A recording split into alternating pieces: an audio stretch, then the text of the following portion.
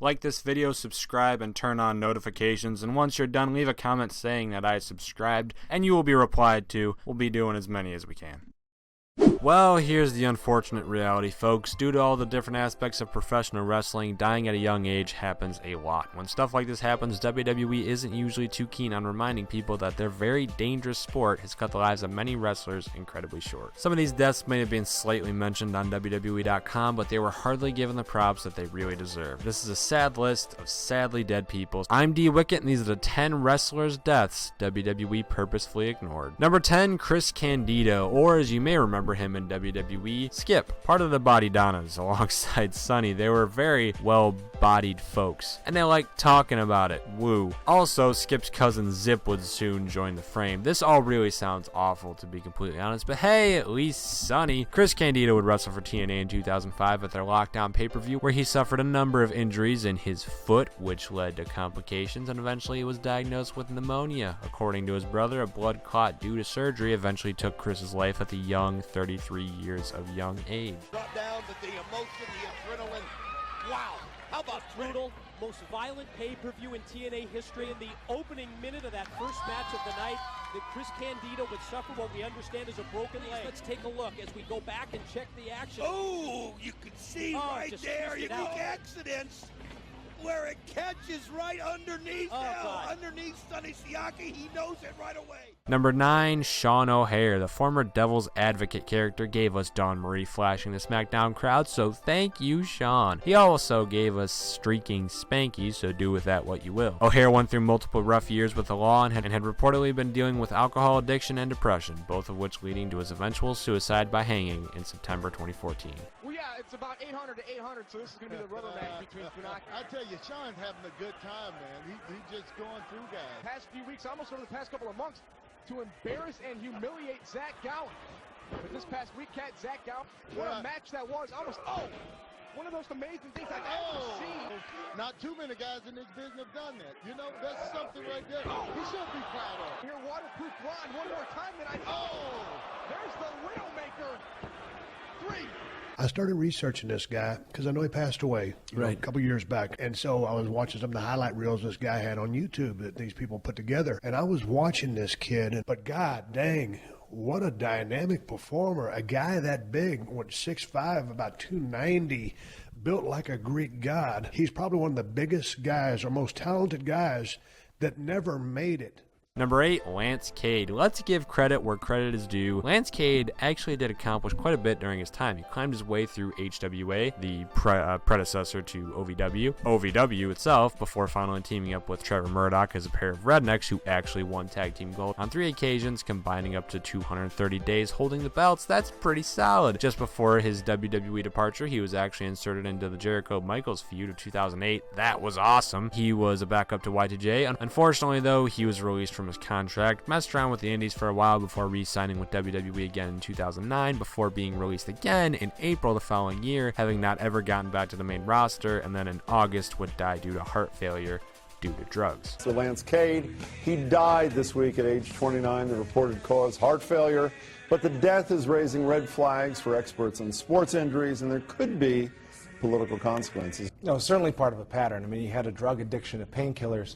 He was a steroid user. And he also said because the pressure is to use them because the WWE rewards the guys who use them. Right now they're testing guys for steroids. So the guys who are on steroids after like a decade of not testing them, isn't right. that correct? Well, because they got in trouble with people, with Chris Benoit. You look at the champions they've had lately, the Batistas, the Triple H's. I mean, it's garbage that they're not using stuff. It gives you an enlarged heart, which is why guys are dying from heart failure. They're taking painkillers because they're working 200 nights a year. Number 7, Test. In 2009, the man they called Test died of a drug overdose, which is unfortunate because WWE definitely didn't want people to know it was mostly due to professional wrestling that he died. It's especially unfortunate considering how much he accomplished during his career. It was never properly acknowledged. He was a former IC and European champion, a 2-time tag champion with Booker T, a 2-time hardcore champion, and lest we forget, was in the main event extremely high-profile relationship with Stephanie Billion-Dollar Princess McMahon. He was only 33 at the time of his death, just 4 days shy of his birthday. Number 6, Crash Holly. Crash had a decent success elsewhere in singles WWE, but if you know him, it's for his 22 reigns as the hardcore champion. I think he's the one who popularized the 24/7 rule, probably. And if not, at least he did have the most memorable moment with the belt, and by that I mean the Hurricanrana off the slidey playset thing. That was fucking cool. Sadly though, in November 2003, whilst at fellow wrestler and friend Stevie Richards' house, his body would be found partially clothed with a face covered in vomit. His death ruled as suicide by prescription pills and choking on his own vomit.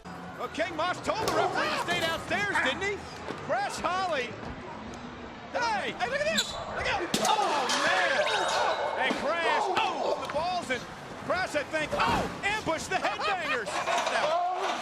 Look at this. Uh-oh. Oh, what a Hurricanrana by Crash. Number 5, Jack Tunney. Jack Tunney may not have been a wrestler, but he was WWE's president during the golden age, so he counts. The way authority figures should have been done in the WWE, Tunney provided very little interference on the shows unless something really needed to be done. Dear God, please take note, Steph. He passed in 2004 and was given nothing by WWE, but strangely enough, he has been mentioned a few times by different wrestlers since his passing. Just kind of random stuff. Santino Morel tried justifying his spot in the Miss WrestleMania Battle Royal by saying he spoke to him about it before revealing that he was actually dead. That was weird. CM Punk name dropped him as a list of people that might be trying to screw him over during that whole Kevin Nash SummerSlam fiasco, and for some reason, 4 times now, JBL has name dropped him during Dean Ambrose segments. Everybody, John Cena wants another title match.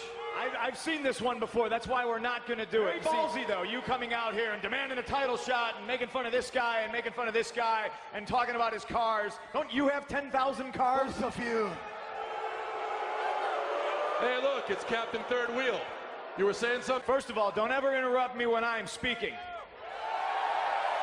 This whole scenario is some sort of concentrated effort by you, Triple H, Kevin Nash.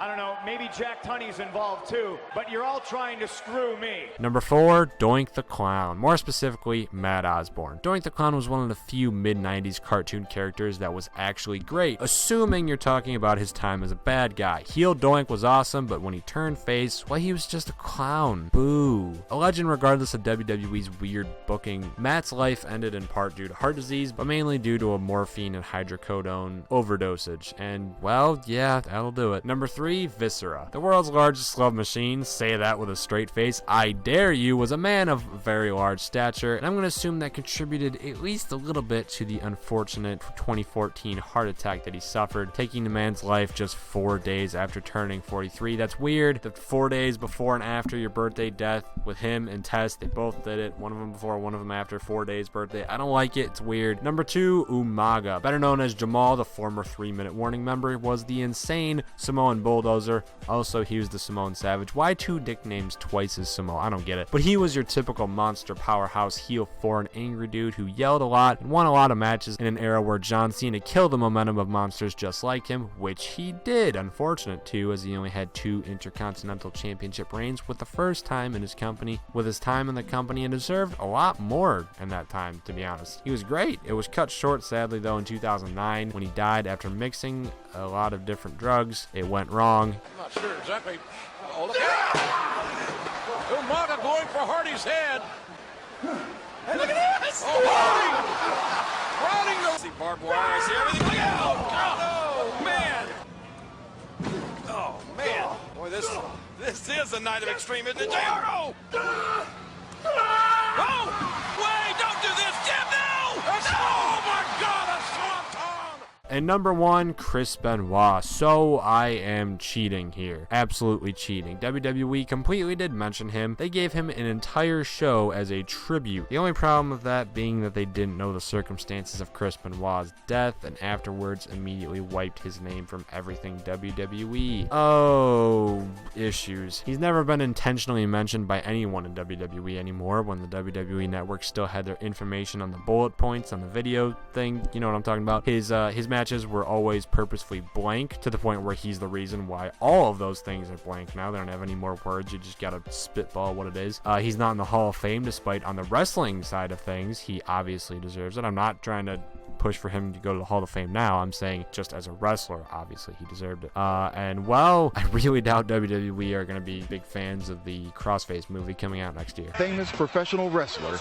methodically over the course of a weekend strangle his wife, suffocate his 7-year-old son, then hang himself. Well, he was scheduled for a live event in Beaumont, Texas, and it was very much unlike Chris not to make live events. And that was on Saturday, correct? Yes, that's correct.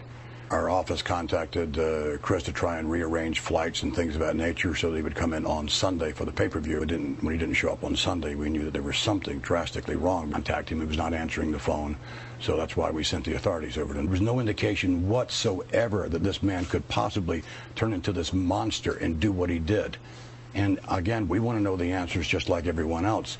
Steroids may or may not had something to do with this. And those are the 10 wrestler deaths purposefully ignored by the WWE. Go down and click all those deadly buttons below. Subscribe to D-Wicket, and hopefully you won't get ignored in the comment section. Make sure you comment. We is replying, boys.